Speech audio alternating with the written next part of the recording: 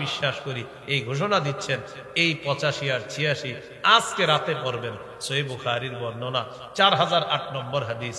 রাসূলুল্লাহ সাল্লাল্লাহু আলাইহি সাল্লাম বলেন, আল আয়াতান মিন আখিরি সূরাতিল বাকারা, সূরা বাকারার শেষের দুইটা আয়াত, মান ক্বারাআহুমা ফি লাইলাতিন কাফাতা, কোন ব্যক্তি যদি এই দুইটা আয়াত পড়ে ঘুমায় সারা রাত তার জন্য যথেষ্ট হয়ে যাবে।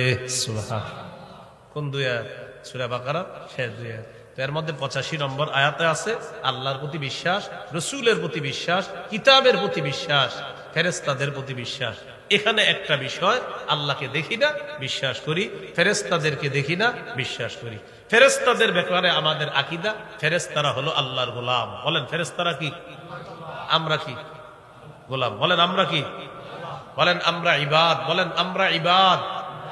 ফেরেশতারাও ইবাদ। ফেরেশতারা ইবাদ নি না? কি বলেন? সূরা আম্বিয়া 26-27 নম্বর আয়াত আল্লাহ বলেন, ওয়াকালু ইত্তাখাযার রহমানু ওয়ালাদান সুবহানা, কাফেররা বলে আল্লাহ রহমান সন্তান গ্রহণ করেছে। বলেন নাউযুবিল্লাহ। কাফেররা বলে, ওয়াকালু, কাফেররা বলে, ইত্তাখাযার রহমানু ওয়ালাদা, রহমান সন্তান গ্রহণ করেছে। সুবহানা, আল্লাহ সন্তান গ্রহণ করা থেকে পুত পবিত্র। কাফেররা বলে ফেরেশতারা আল্লাহর সন্তান, নাউযুবিল্লাহ। তাহলে ফেরেশতারা কি? আল্লাহ বলেন বাল ইবাদুম মুকরামুন, ইবাদ ইবাদ ইবাদ, বাল ইবাদুম মুকরামুন, বাল ইবাদ ইবাদ ইবাদুম মুকরামুন। ফেরেশতারা আল্লাহর সম্মানিত বান্দা, গোলাম। এখানে ইবাদ, ইবাদ, ইবাদ মানে গোলাম, আল্লাহর গোলাম। আমরাও ইবাদ, ফেরেশতারা ইবাদ। আমরা ইবাদ, এটাও আছে সূরা ফুরকানের 63 নম্বর আয়াত, ওয়া ইবাদুর রহমানিল্লাযীনা ইয়ামশুনা আলাল আরদি হাওলা, রহমানের গোলাম তারা যারা দুনিয়াতে নত হয়ে চলে। আর সূরা আম্বিয়ার 26 নম্বর আয়াতে আল্লাহ বললেন বাল ইবাদ বাল হুম ইবাদুম মুকরামুন, ফেরেশতারা হলো আল্লাহর সম্মানিত গোলাম। তবে তারা কি করে? লা ইয়াসবিকুনাহু বিল কওল, তারা আগে কথা বলে না, ওয়া হুম বিআমরিহি ইয়ামালুন, বরং আল্লাহর হুকুমে তারা কাজ করতে থাকে সার্বক্ষণিক।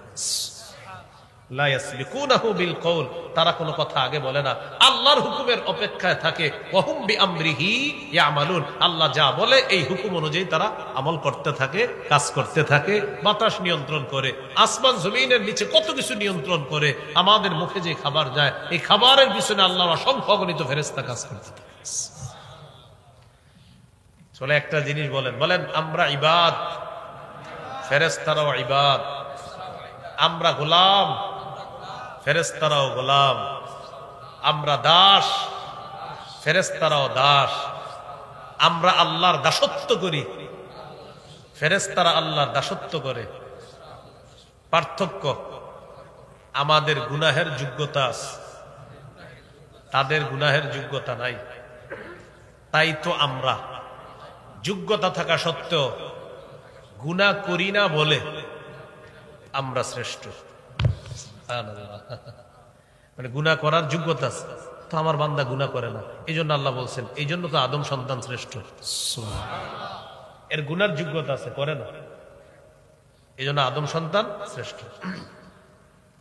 মনে আসিনি কোথায় আছি? দাওয়াতের পারিভাষিক অর্থ। হ্যাঁ, আল্লাহর দিকে দাওয়াত দেওয়া মানে আল্লাহর বিশ্বাসের দিকে দাওয়াত দেওয়া, এগুলো আবিধানিক পারিভাষিক অর্থ।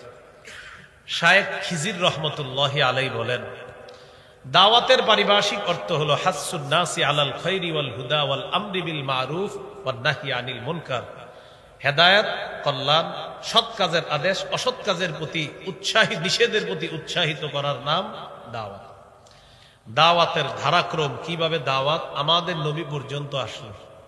সূরা আরাফের 65 নম্বর আয়াতে আল্লাহ বলেন, ওয়া ইলা আদিন আখাহুম হুদা ফাকালা ইয়া কওমি ইবুদুল্লাহা মা লাকুম মিন ইলাহিন গায়রু। আদ জাতির নিকট তাদের ভাই হুদকে পাঠাইলাম, তিনি তাদেরকে দাওয়াত দিলেন, হে আমার সম্প্রদায়, তোমরা আল্লাহর ইবাদত করো, তিনি ছাড়া তোমাদের কোনো ইলাহ নাই। সূরা আরাফের 73 নম্বর আয়াতে আল্লাহ বলেন, ওয়া ইলা সামুদ আখাহুম সালিহা ফাকালা ইয়া কওমি ইবুদুল্লাহা মা লাকুম মিন ইলাহিন গায়রু। সামুদ জাতির নিকট তাদের ভাই সালেহকে প্রেরণ করলাম, তিনি তাদেরকে দাওয়াত দিলেন, হে আমার সম্প্রদায়, তোমরা আল্লাহর ইবাদত করো, তিনি ছাড়া কোনো ইলাহ নাই। সূরা আরাফের 85 নম্বর আয়াতে আল্লাহ বলেন, ওয়া ইলা মাদিয়ানা আখাহুম শুআইবা, আমি মাদিয়ান বাচির নিকট শুআইব নবীকে প্রেরণ করলাম। ফাকালা ইয়া কওমি ইবুদুল্লাহ, শুআইব নবী তাদেরকে বললেন, হে আমার সম্প্রদায়, তোমরা আল্লাহর ইবাদত করো। এইভাবে করতে করতে আমাদের নবী পর্যন্ত আসলেন। সূরা মাঈদার 67 নম্বর আয়াতে আল্লাহ বলেন, ইয়া আইয়ুহার রাসূল বাল্লিগ মা উনজিলা ইলাইকা মির রাব্বিক, নবী আপনার প্রতি যা নাজিল করা হয়েছে আপনি তা প্রচার করেন, আপনি তা তাবলীগ করেন। কি করেন বলেন সবাই, কি করেন? তাবলীগ। বলেন তাবলীগ কি করেন? হ্যাঁ, প্রচার করেন। খুব মন দিয়ে শুনেন। আজকের আলোচনার সবচেয়ে মূল অংশে আমরা চলে আসতেছি। তো কি বললেন? আপনি তাবলীগ করেন, প্রচার করেন। আচ্ছা, তো রাসূলুল্লাহ সাল্লাল্লাহু আলাইহি সাল্লাম প্রচারের কাজ শুরু করলেন। সূরা শুআরার আয়াত নাজিল করলেন আল্লাহ, ওয়া আনদির আশিরাতাকাল আকরাবিন। গোপনে অনেক কাজ করছেন, এবার প্রকাশ্যে দাওয়াত দিতে হবে। আপনি আপনার নিকটাত্মীয়দেরকে জাহান্নামের ভয় দেখান। সহিহ বুখারীর বর্ণনা, 4770 নম্বর হাদিস। সাইদা রাসূলুল্লাহ সাল্লাল্লাহু আলাইহি ওয়াসাল্লাম আলা সাফা, নবী সাফা পাহাড়ের উপর উঠলেন। ওঠার পর আল্লাহ নবী ডাক দিলেন, ইয়া বানি আদি, ইয়া বানি ফিহরিন লিবুতুনি কুরাইশিন। কুরাইশের বিভিন্ন এলাকার নাম ধরে ধরে ডেকে বললেন, ও কুরাইশের সম্প্রদায়রা, তোমাদের সাথে আমার কথা আছে, একটু আসো। দলে দলে মানুষ আল্লাহ নবীর কথা শোনার জন্য আসতে লাগলেন।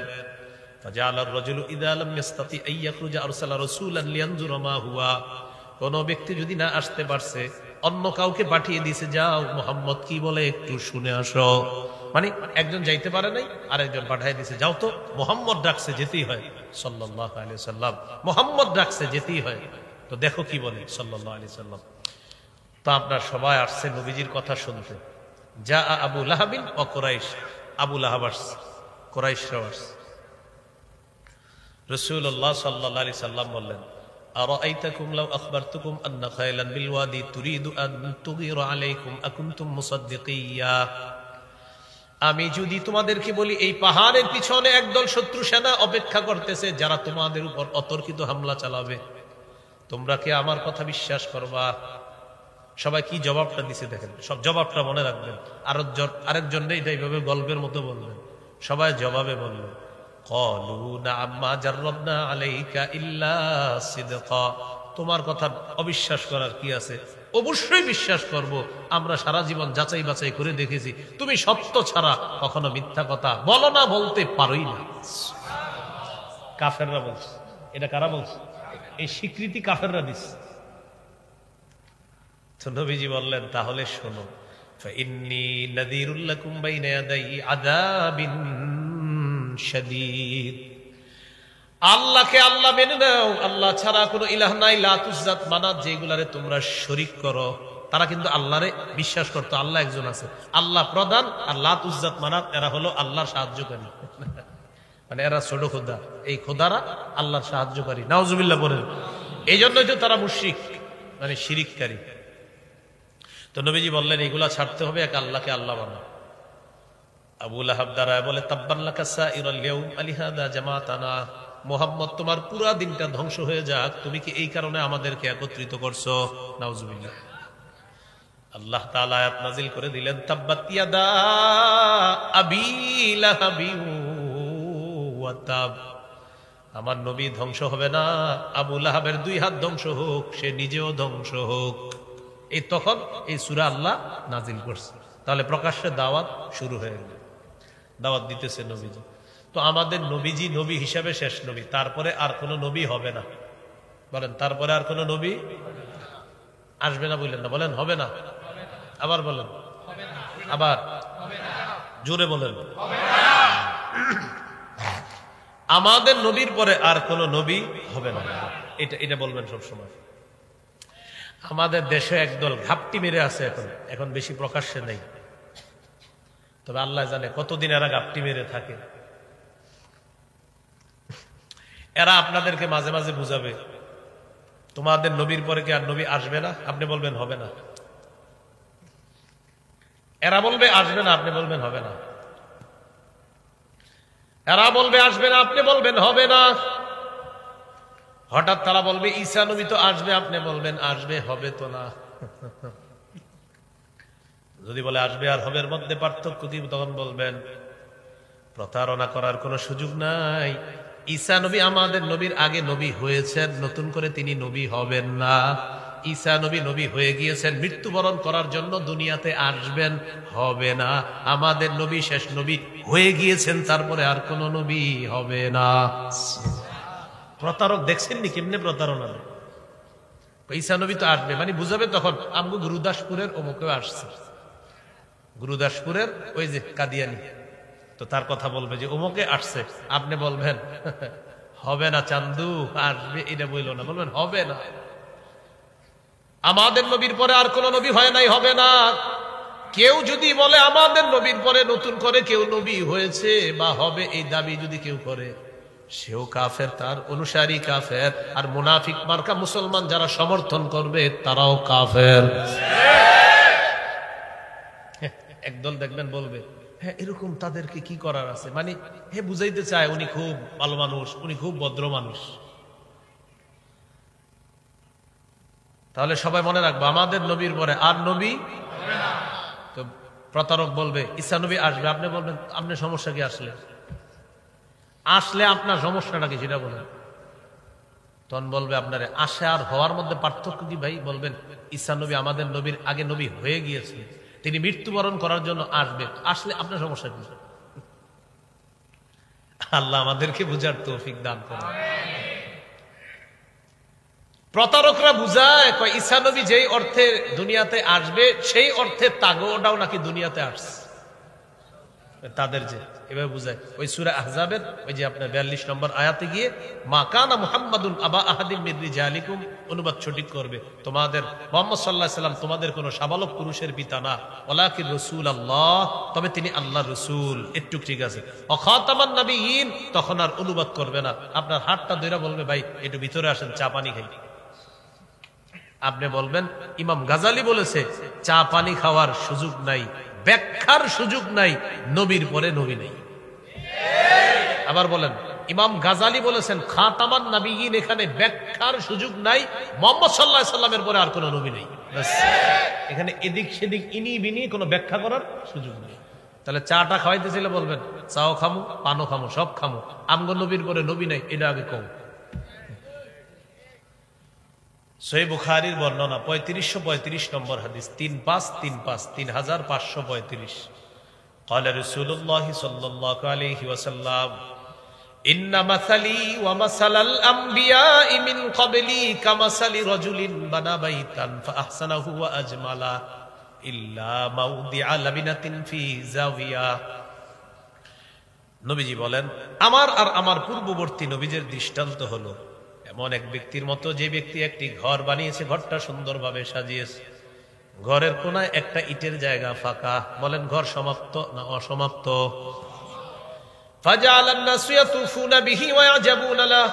মানুষ এই ঘরটার চারপাশে ঘুরে আর আশ্চর্য হয়, এত সুন্দর একটা ঘর। তবে ঘরের কোনায় যখন একটা ইট না দেখে তখন আরো বেশি আশ্চর্য হয়ে বলে আল্লাহ উদিআত হাদিহিল লাবিনা, এই ইটটা কেন লাগানো হলো না? আমাদের নবী বলেন আদম থেকে ঈসা নবী পর্যন্ত নবুয়তের ঘর আল্লাহ সাজাইছেন, একটা ইটের জায়গা ফাঁকা, মানি হলো আনাল্লাবিনা, আমি মুহাম্মদ হলাম সেই ইট।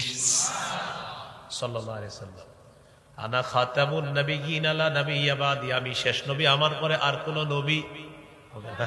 মাশাআল্লাহ, আমার পরে আর কোন নবী হবে না। আমার মাধ্যমে ওই ইটের জায়গা পূরণ করে আল্লাহ তাআলা নবুয়তের ঘরের সৌন্দর্যের সমাপ্ত আল্লাহ করে দিয়েছেন। এখন কথা হলো আমাদের নবীর পরে যেহেতু আর কোন নবী হবে না, এখন নবীর এই তাবলীগের কাজ কারা করবে? সহিহ বুখারী 3461 নম্বর হাদিসে আল্লাহ নবী বলেন বাল্লিগু আন্নী ওয়ালাউ আয়া, আমার পক্ষ থেকে একটা আয়াত যদি তোমরা জানো অন্যের কাছে পৌঁছায় দাও, প্রচার করে দাও, তাবলীগ করে দাও। পৌঁছায় দাও, তাবলীগ করো, প্রচার করে দাও, নবীজি বলে দিলেন। এখন কথা হলো আমরা এটা প্রচার করব কেন? সূরা আলী ইমরানের 110 নম্বর আয়াতে আল্লাহ বলেন কুনতুম খায়রা উম্মাতিন উখরিজাত লিন-নাস তা'মুরুনা বিল মা'রুফি ওয়া তানহাউনা আনিল মুনকার ওয়া তু'মিনুনা বিল্লাহ। তোমরাই শ্রেষ্ঠ উম্মত, তোমাদেরকে মানুষের কল্যাণের জন্য বের করা হয়েছে। কেন শ্রেষ্ঠ জানো? তোমরা সৎ কাজের আদেশ করবা, অসৎ কাজের নিষেধ করবা, তাই তোমরাই শ্রেষ্ঠ উম্মত। সহিহুল জামে হাদিসের কিতাব, বুখারী তো আছে।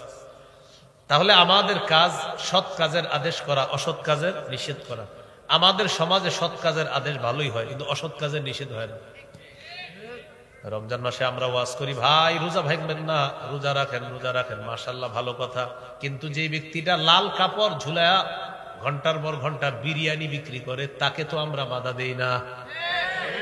এই রমজানও কিনা ঠিক থাকবো? হুজুর পুরা গঠন করবেন, টিম গঠন করবেন না, এই ফাইজলামের সুযোগ নেই। ইস মুসলমান কান্ট্রিতে রমজান মাসে দিনের বেলা বিরিয়ানি বিক্রি করবে, এই জাতীয় আর সুযোগ দেওয়া হবে না। এই মাঠে ঠিক না বাইরেও ঠিক? আচ্ছা, তাহলে সৎ কাজের আদেশ রোজা রাখা, অসৎ কাজের নিষেধ রোজা রেখা। দিনের বেলা বিরিয়ানি বিক্রি করা যাবে না, এই যে লাল কাপড় লাগায়া রোজাদার তোমরা অন্যদেরকে খাওয়াবা, এটা হবে না। এই অসৎ কাজের নিষেধ করতে হবে। মানুষকে আমরা নামাজের কথা বলি, সৎ কাজের আদেশ করলাম, কিন্তু যারা ঘন্টার পর ঘন্টা দাঁড়িয়ে দাঁড়িয়ে প্রতি বলে প্রতি ওভারে জুয়া খেলতেছে, তাদেরকে কয়জনে বাধা দিচ্ছে? প্রতি ওভারে ওভারে বলে বলে এই ওভারে 10 হবে, এই ওভারে 15 হবে, আর জুয়া খেলতেছে। আপনাদের এদিকে না থাকলেও বাংলাদেশে আছে এই জুয়া খেলা। এই যে জুয়া খেলে, এটা নিষেধ করতে হবে। এই যে জুয়া খেলা, এটা আপনি নিষেধ করতে হবে। কেন? আল্লাহ তাআলা বলেন, ইন্নামাল খামরু ওয়াল মাইসিরু ওয়াল আনসাবু ওয়াল আজলাম রিজসুম মিন আমালিশ শাইতান। বলেন জুয়া নাপাক। আবার জুয়া নাপাক। সবাই জুয়া নাপাক। এখন যে নাপাক কাজটা করতেছে, তারা আমরা বলি ভাই নামাজে চলেন, ঠিক আছে, তো ভাই জুয়া খেলেন না, এটা কয়জনে কইছে? তাহলে অসৎ কাজের নিষেধ করতে হবে। قال رسول الله صلى الله عليه وسلم من رأى منكم منكرا فليغيره بيده فإن لم يستطع فبلسانه فإن لم يستطع فبقلبه وذلك أضعف الإيمان। তোমাদের মধ্যে কেউ যখন অপছন্দনীয় কাজ দেখবা, শরীয়ত বহির্ভূত কাজ দেখবা, হাত দিয়ে বাধা দিবা। যখন বাৎসরিক কোন অনুষ্ঠান দেখবা, যে অনুষ্ঠানের মধ্যে শিরিক হয়, যদিও সেটা নারায়ণগঞ্জে হয়, চেষ্টা করবা হাত দিয়ে বাধা দিবা। কি হয়? শিরিক, বাৎসরিক। নারায়ণগঞ্জে যদিও হয় না, এমনি পৃথিবীতে হয় আর কি, বাৎসরিক কিছু শিরিক হয়। কি শিরিক? বাৎসরিক শিরিক। জি, আপনারা চুপ থাকেন না। বাংলাদেশে এটাও অবস্থানে মাশাআল্লাহ ভালো অবস্থান আছে নারায়ণগঞ্জ শিরিকে। আমরা কি মনে করছি আমি জানি না যে মাজার বেশি? ঘরে ঘরে ঝগড়া লাগে, আরেকটা মাজার, ঝগড়া লাগেই তো মাজার একটা হয়। এখানে কিসের? কোনার একটু মাটির সোয়াই না বানাই লিছে। আমরা আল্লাহর ওলির বিরুদ্ধে না, আমরা কবরের বিরুদ্ধে না, আল্লাহর ওলির বিরুদ্ধে না, আমরা আল্লাহর ওলির কবরের বিরুদ্ধে না। কিন্তু আল্লাহর ওলির কবরকে কেন্দ্র করে শিরিক যদি হয়, বেদাত যদি হয়, গাজার আসর যদি হয়, গানজুট্টিরা যদি সেখানে আসর করে, সেখানে যদি মেলা বসানো হয়, সেই শিরিক, সেই গাজা, সেই মেলা, সেই গাঞ্জার আসরের বিরুদ্ধে আগেও ছিলাম, এখনো আছি, সব সময় থাকবো। আমরা আল্লাহর ওলির বিরুদ্ধে? আমরা কি কবরের বিরুদ্ধে? না। এখন লাল কাপড় পরে একদল মিছিল করলো, আল্লাহর ওলির দুশমনেরা হুঁশিয়ার সাবধান। মিছিলটা সুন্দর হলো না, বলা উচিত ছিল গাঞ্জাখোরদের দুশমনেরা হুঁশিয়ার সাবধান, যে শিরিকের দুশমনেরা হুঁশিয়ার সাবধান। আপনি বলবেন ভাইয়া, আপনি এইভাবে বলেন স্লোগানটা, শিরিকের দুশমনেরা হুঁশিয়ার সাবধান, বেদাতের দুশমনেরা হুঁশিয়ার সাবধান, গাঞ্জার দুশমনেরা হুঁশিয়ার সাবধান, মেলার দুশমনেরা হুঁশিয়ার সাবধান। এবার সঠিক স্লোগানটা শিখিয়ে দিয়ে বলবেন এবার ঠিক আছে, আসলে আমরা শিরিকের বিরুদ্ধে, আসলে বেদাতের বিরুদ্ধে। আপনাকে স্লোগান ঠিক আছে, আমরা আল্লাহর ওলির বিরুদ্ধে না, আল্লাহর ওলির কবরের বিরুদ্ধে না, কিন্তু আল্লাহর ওলির কবরকে কেন্দ্র করে যারা শিরিক করবে, নারায়ণগঞ্জের উলামায়ে কেরাম সুযোগ শিরিক করতে দেওয়া হবে না, এই ব্যাপারে সবাই একমত হতে হবে। এটা কঠিন ভূমিকা নিতে হবে না, শিরিক করতে দিয়েন না, আপনারা শিরিক করতে দিয়েন না। কি আশ্চর্য, এক জায়গায় গেছেন, এটা নাকি আবার এখন পিছন হয়ে বের হইতে হবে সেখান থেকে, মানে এইভাবে বের হতে হবে, এইভাবে, মানে সামনে গেছেন দেখতে, এখন এইভাবে আসতে হবে। হ্যাঁ, ফাইজলামি কথাবার্তা নাকি? তো তো যাই হোক ভাই, বুঝার চেষ্টা করবেন। তাহলে তোমাদের মধ্যে কেউ যখন অপছন্দনীয় কাজ দেখবা, হাত দিয়ে বাধা দিবা। ফাইল্লাম ইস্তাতি ফাবিলিসানিহি, হাত দিয়ে না পারলে জবান দিয়ে বাধা দিবা। ফাইল্লাম ইস্তাতি ফাবিকলবিহি, জবান দিয়ে যদি না পারো কলব দিয়ে কি করবা? সবাই বলেন, আরো জোরে, আরো জোরে। আজকে থেকে আর একটু বাড়ায় বলবেন, বলেন কলব দিয়ে, বলেন। ঘৃণা করার পাশাপাশি অন্তরে প্ল্যান করা, কিভাবে এটা বাধা দেওয়া যায়। শুধু ঘৃণা না, প্ল্যান। বিকলবিহি মানে কলব দিয়ে প্ল্যান করতে হবে, যে আমি তো একা পারি নাই, দ্বারা কি করা যায় দেখি, এই প্ল্যান করতে হবে। এই জন্য বিকলবিহি, কলব দিয়ে। এই অনুবাদ আমিন হিসাব করছে রহমতুল্লাহ আলী। আমিন হিসাব রহমতুল্লাহ আলী ছাড়া আর কাউরে এটা বলতে শুনি নাই। দাখিল পরীক্ষা দেওয়ার পর লম্বা সময় গ্যাপ, হুজুরের ক্লাসে গিয়ে বসতাম। এমনি আমি সরাসরি হুজুরের বুখারী ছাত্র না, ফতুয়া বিভাগের ছাত্র ছিলাম সরাসরি। বুখারীতে আপনার পিছনে গিয়ে বসতাম আর কি, মানে ক্লাসের ছাত্র হিসাবে না, এমনি বহিরাগত হিসাবে ওই পিছনে গিয়ে বসতাম। তখন হুজুর বলছিলেন যে ফাবি কলবিহি মানে তোমরা কি মনে করো? তো সবাই বলছে ঘৃণা করা। হুজুর বললেন না, শুধু ঘৃণা না, বিকলবিহি মানে হলো ঘৃণা করার পাশাপাশি কলব দিয়ে, অন্তর দিয়ে প্ল্যান করতে হবে এই কাজ কিভাবে বন্ধ করা যায়। আমি আর কারো থেকে শুনি না এটা।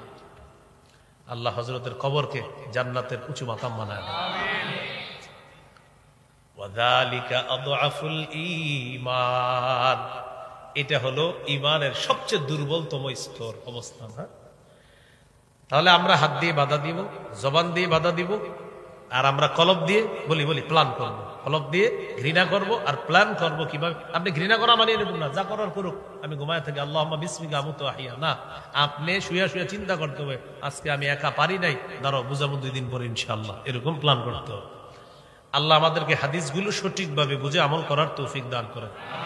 এই হলো দাওয়াতের ধারাক্রম। এখন খুব গুরুত্বপূর্ণ সর্বশেষ অংশটা, এরপরে শেষ করে দিচ্ছি। আমরা যারা দাওয়াত দিব, তাবলীগের কাজ করব, আমাদের কিছু বৈশিষ্ট্য থাকতে হবে। 1 নাম্বার বৈশিষ্ট্য ইখলাস। বলেন তো 1 নাম্বার বৈশিষ্ট্য কি? এটা একটু সবাই মন দিয়ে শুনেন। 1 নাম্বার আল ইখলাসু ফি আমালি, দাওয়াতের কাজে ইখলাস থাকতে হবে। নাসাইর হাদিস 3140 নম্বর হাদিস, ইন্নাল্লাহা লা ইয়াকবালু মিনাল আমাল ইল্লা মা কানা লাহু খালিসা। আল্লাহ তাআলা ততক্ষণ আমল কবুল করেন না যতক্ষণ এটা ইখলাসের সাথে না হবে। সূরা জুমারের 11 নম্বর আয়াত। কুল, নবী আপনি বলেন, ইন্নী উমিরতু আন আ'বুদাল্লাহ মুখলিসাল লাহুদ্দিন, আমাকে আদেশ করা হয়েছে আমি যেন রবের ইবাদত করি ইখলাসের সাথে। দাওয়াত এটা একটা ইবাদত, এই ইবাদত ইখলাসের সাথে করতে হবে। মুবাল্লিগ, ইসলাম প্রচারক, দাঈ, ওয়াইজ, খতিব, বক্তা, আলোচক, সবার জন্য এটা ইখলাস থাকতে হবে। 2 নাম্বার আইয়াতাকিদা আন্নাহু ওয়ারিসুন বিদাওয়াতিহি ইলাল্লাহ লিনবিয়িহি মুহাম্মাদিন সাল্লাল্লাহু আলাইহি সাল্লাম, যিনি দাওয়াত দিবেন তিনি এটা বিশ্বাস করা আমি মুহাম্মদ সাল্লাল্লাহু আলাইহি সাল্লামের একজন ওয়ারিস, আমি নবীজির কথাগুলা যতটুকু জানবো ততটুকু অন্যের কাছে বিশ্বস্ততার সাথে আমি পৌঁছিয়ে দিব। 2 নাম্বার এই বিশ্বাস করা। এখন কষ্ট নিয়ে না, আমাকে একটু বলেন, ওয়াজের মঞ্চে বসে আমি আপনাদেরকে মিথ্যা কথা বলে আধা ঘন্টা হাসাইলাম, কয় ঘন্টা? এটা আমি কোন ওয়ারিসের কাজ করলাম? এখানে আপনারা যদি 1000 মানুষ থাকেন, 1 মিনিট ওয়াজ করে যদি আজকে আমি চলে যাইতাম, 1 মিনিটকে 1000 যোগ করলে কত হবে? 1000। 1 মিনিট কয় হাজার মিনিট হবে? 1000। আমি 1 মিনিট ওয়াজ করে চলে গেলে কিয়ামতের ময়দানে আল্লাহ আমাকে ধরবে, তুমি 1 মিনিট বয়ান করছো কিন্তু আমার বান্দা ছিল 1000। এখন 1 মিনিট করে তুমি বয়ান করছো মানে আমার 1000 বান্দাকে বয়ান করছো, তাদের 1000 মিনিটের হিসাব আমাকে দাও। বয়ান করছি 1 মিনিট, ওই যে আপনার এই প্রত্যেকের মিনিটের হিসাব আমি রবের কাছে দিতে হবে। তাহলে 1000-এ 10 মিনিট করেন, 10,000 মিনিটের হিসাব। এই জন্যই মাইকের সামনে যারা বসবো খুব সতর্ক। তিরমিজি 2616 নম্বর হাদিস, হাল ইয়াকুব্বুন নাস ফিন নারি আলা উজুহিহিম আও আলা মানাখিরিহিম ইল্লা হাসাইদু আলসিনাতিহিম, বেশিরভাগ মানুষ জিহ্বা, শুধু জিহ্বার অপরাধের কারণে মাথার নিচে পা উপরের দিকে দিয়ে তাকে জাহান্নামে নিক্ষেপ করা হবে, শুধু জিহ্বার অপরাধে। তিরমিজি 2406 নম্বর হাদিস, উকবা ইবনে আমের নবীজিকে প্রশ্ন করলেন, হুজুর মুক্তির উপায় কি? নবী বললেন মুক্তির উপায় 3টা। 1 নাম্বার আমসিক আলাইকা লিসানাক, জিহ্বা নিয়ন্ত্রণ করবা। 2 নাম্বার ওয়ালিয়াসাকা বাইতুক, তোমার ঘর যেন তোমার জন্য প্রশস্ত হয়। 3 নাম্বার ওয়াবকি আলা খাতিআতিক, তুমি গুনাহের উপর কান্নাকাটি করবা। এখানে দেখেন 1 নাম্বার বলছে জবান নিয়ন্ত্রণ করো, এটা মুক্তির উপায়। as-silsilatus sahiha 2700 নম্বর হাদিস, 2700 নম্বর হাদিসের বর্ণনা, জাবের রাদিয়াল্লাহু তাআলা আনহুর বর্ণনা, নবী বলেন ইন্না রাব্বাকুম ওয়াহিদ, তোমাদের রব একজন। ওয়া ইন্না আবাকুম ওয়াহিদ, তোমাদের পিতা একজন, মূল পিতা মানে আদম নবী। আলা লা ফাদ্দালি আরাবিয়্যিন আলা আজামিয়্যিন ওয়ালা লি আজামিয়্যিন আলা আরাবিয়্যিন ওয়ালা লি আহমারা আলা আসওয়াদা ওয়ালা লি আসওয়াদা আলা আহমারা ইল্লা বিত্তাকওয়া। শোনো, তোমাদের মধ্যে আরবের উপর অনারবের শ্রেষ্ঠত্ব নাই, অনারবের উপর আরবের শ্রেষ্ঠত্ব নাই, সাদা মানুষের উপর কালো, কালো মানুষের উপর সাদা মানুষের শ্রেষ্ঠত্ব নাই। তাকওয়া যার বেশি হবে সে আল্লাহর কাছে শ্রেষ্ঠ হবে। শেষে নবী বলেন হাল বাল্লাগতু, ও আমার উম্মত আমি কি পৌঁছায় দিছি, আমার তাবলীগ, আমি তাবলীগ করেছি? সবাই বললেন জি করেছেন। নবী বললেন ফাল্লিবাল্লিগিশ শাহিদুল গায়বা, উপস্থিত যারা আছো অনুপস্থিতদের কাছে প্রচার করবা, পৌঁছিয়ে দিবা। মুবাল্লিগ হওয়ার দায়িত্বটা নবী সকলকে দিয়ে দিলেন, তাবলীগের দায়িত্ব সকলকে দিয়ে দিলেন। তাহলে আমি যে তাবলীগের কাজটা করব, আমার মনে রাখতে হবে আমি একজন নবীর ওয়ারিস হিসাবে এই কাজ করব। আমি রাসূল সাল্লাল্লাহু আলাইহি সাল্লামের এই আমানত অন্যের কাছে পৌঁছাবো। তো বলেন এই আমানত পৌঁছাইতে গিয়ে রাতের বেলা মানুষ হত্যা করা, এটা কোন আমানত? কষ্ট নিয়েন না। আপনারা একবার করলেন হত্যা 18তে, আবার হত্যা করলেন, মানুষ হত্যা, এটা কোন আমানত বলেন? কোন আমানত? এটা কে শিখাইল? কেউ কষ্ট নিয়েন না, এটা কে শিখাইল এই কাজ? এই আগ্রাসী ভূমিকা আপনি নেওয়াটা। রাসূলুল্লাহ সাল্লাল্লাহু আলাইহি সাল্লাম দায়িত্ব দিয়ে দিয়েছেন 2 নাম্বার। 3 নাম্বার আইয়াকুনা সাবিতান, মজবুত ভাবে দাওয়াত দেওয়া, অবিচল ভাবে দাওয়াত দেওয়া। সূরা আনকাবুতের 14 নম্বর আয়াতে আল্লাহ বলেন ওয়ালাকাদ আরসালনা নূহান ইলা কওমিহি ফালাবিথা ফীহিম আলফা সানাতিন ইল্লা 50 আমা। আমি নূহ নবীকে তার জাতির মাঝে প্রেরণ করেছি, তিনি 950 বছর দাওয়াত দিয়েছেন, তারা খালি পালাইছে। দাওয়াত দিয়েছেন, তারা পালিয়েছে, তিনি মজবুত ভাবে দাওয়াত দিয়েছেন। তাহলে আমার কাজ দাওয়াত দেওয়া, প্রচার করা। গ্রহণ করবে কিনা আল্লাহ জানেন, না করুক, আমার কাজ প্রচার করা। সাবিত, অটল নয়। সহিহ বুখারীর বর্ণনা 240 নম্বর হাদিস, নবীজি কাবা চত্বরে নামাজ পড়তেছে, ওই পাশে কাফেররা বসা, আবু জাহেল, উতবা, সাইবা টাইবারা বসা।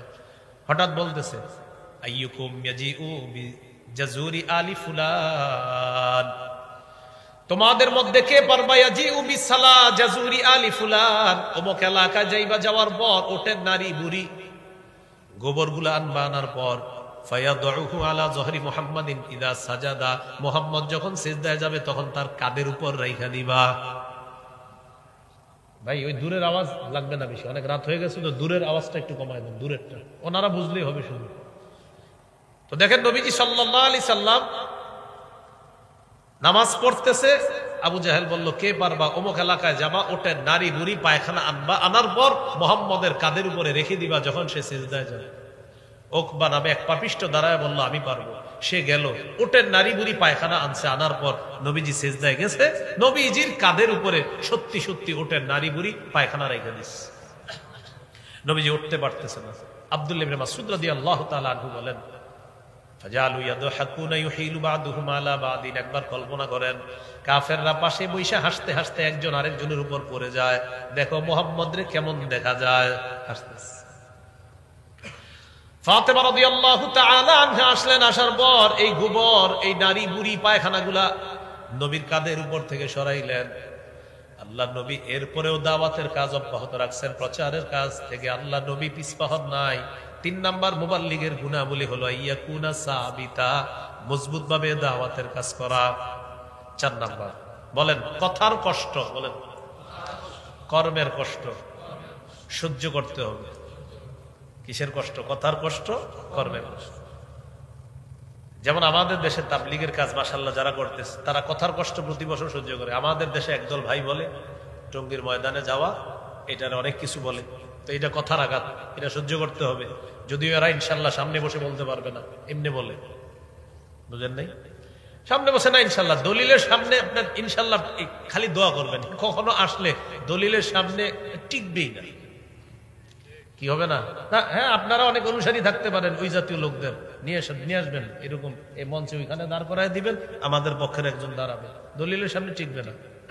বললাম তো, তাবলিগের এই কাজকে আপনি এদিক সেদিক বললেন না, না দলিল দিয়ে পারবেন না, সত্যি বলছি ইনশাল্লাহ পারবেন না।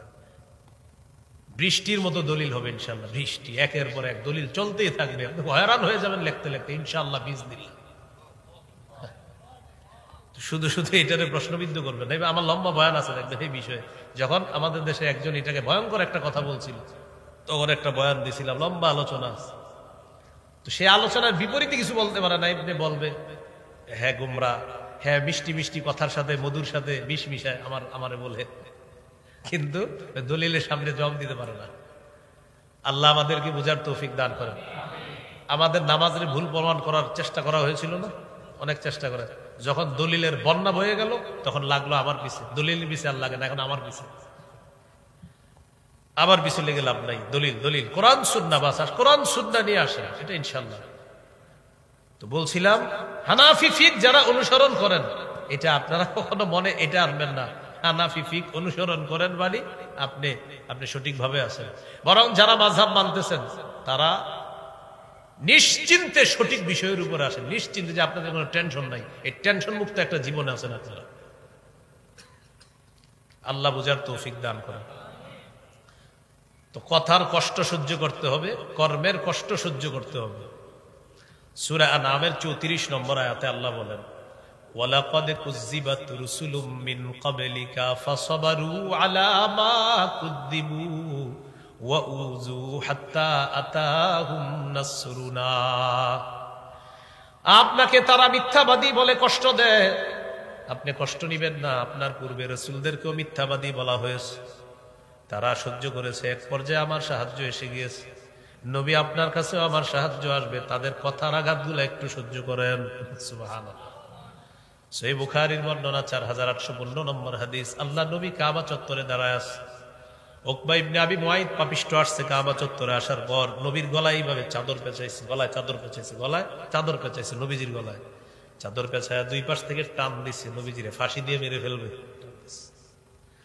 আমাদের নবীর মুখ থেকে কথা বের হচ্ছে না, গলায় চাপ পড়ার কারণে নবীর মুখ থেকে কথা বের হচ্ছে না। কল্পনায় নেন কিভাবে কষ্ট দিচ্ছে।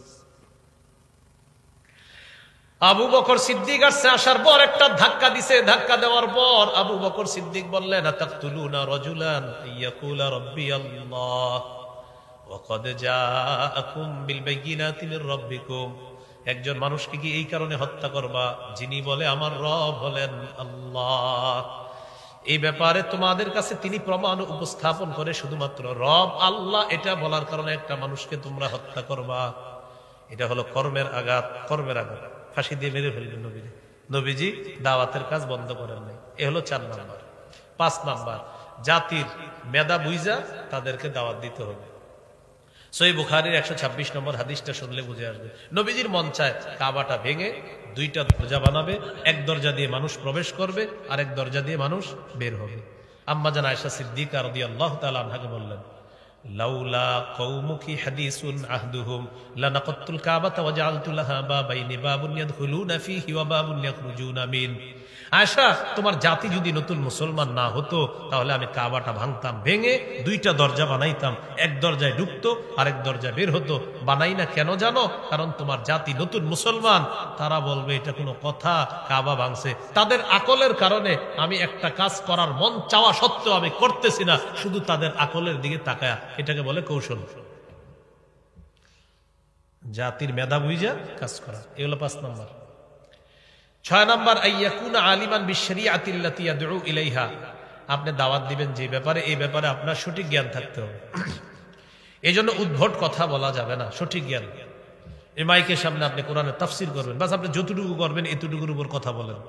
এদিক সেদিক যাবেন তো বিভ্রান্তিমূলক কথা আপনার মুখ দিয়ে বের হয়ে যাবে। এইজন্য যতটুকু আছে এতটুকু, যে কোরআনে আছে লা খাযনা মিনহু বিল ইয়ামিন।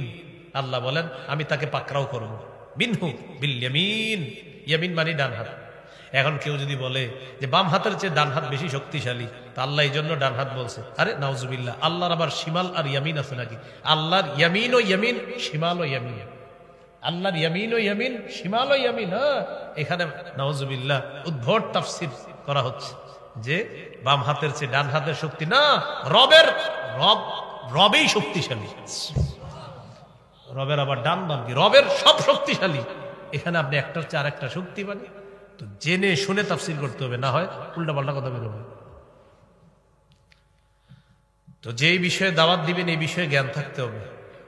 এখন আপনি ইয়ামিন ইমানে কিনের কথা বলবেন, গাছতের আদব বলবেন, এগুলো আপনি সঠিকটা যাই না বলতে হবে, যতটুকু জানেন অতটুকু বলবেন। তো হুজুর এটা জানবো কার থেকে? আলেমদের কাছ থেকে, সোজা হিসেব। তো আলেমদের কাছ থেকে আমরা জানবো, এই জন্য আলেমদের তত্ত্বাবধানে আসতে হবে। বাস বুঝে আসুক না আসুক, লাখ লাখ আলেম ভুল করতে পারে না। তারা যেটাকে সঠিক বলতেছে এটাই সঠিক, এটা মেনে নেওয়া সৌভাগ্যের লক্ষণ, না মানা পথভ্রষ্টতার লক্ষণ।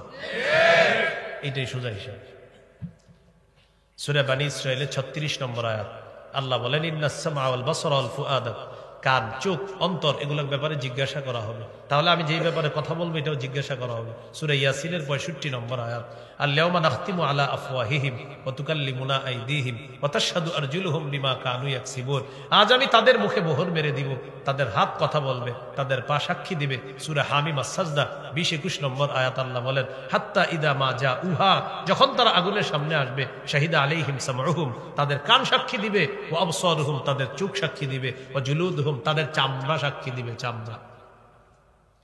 ওয়াকালু লিজুলুদিহিম লিমা শাহিদতুম আলাইনা, তারা বলবে, কিরে চামড়া, তুইও আজকে সাক্ষী দিলে আমাদের বিরুদ্ধে? চামড়া বলবে, আনতাকানাল্লাহুল্লাযী আনতাকা কুল্লা শাই, যে আল্লাহ সবকিছুকে কথা বলাইতে পারে, ওই আল্লাহ আমি চামড়াকে আজকে কথা বলাইছি। সুবহানাল্লাহ।